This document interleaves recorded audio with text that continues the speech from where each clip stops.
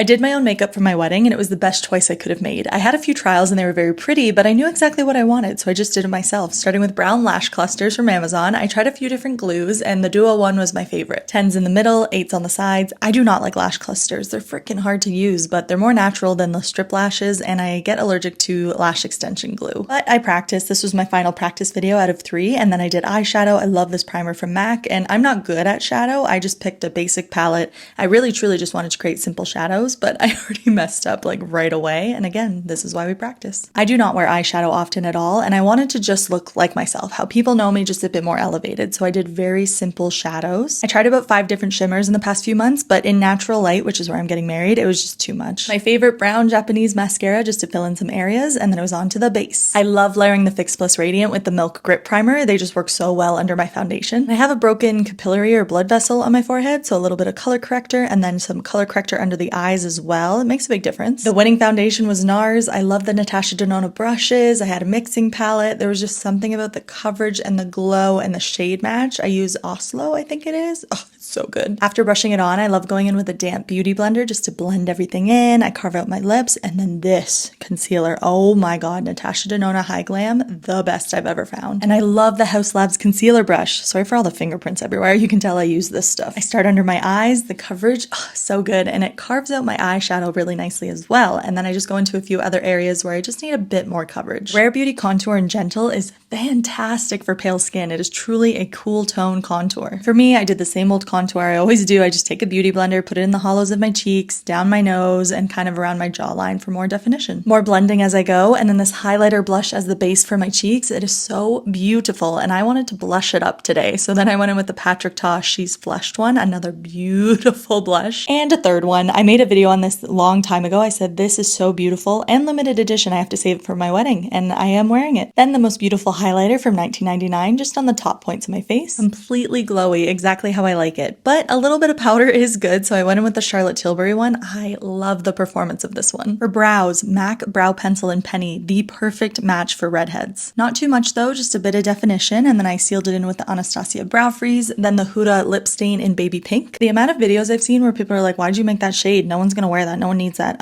Hello, perfect for me. Then I just layered it with this Urban Decay lip pencil, which I really like. Okay, lipstick. I really like the Pillow Talk Fair. I did that in my last test, but I also got Cream Cup, and it's that much lighter, which I think I'll like more. And sure enough, I did like it better. This was my wedding lipstick, and I put the YSL one on top for a bit of gloss, and then I set everything with 2 one-size setting sprays, the Powder Melt, and then that like lock-in one. Watching back the video helped me make a few tweaks before the big day, but I am so glad I made this decision. I was in love with my makeup.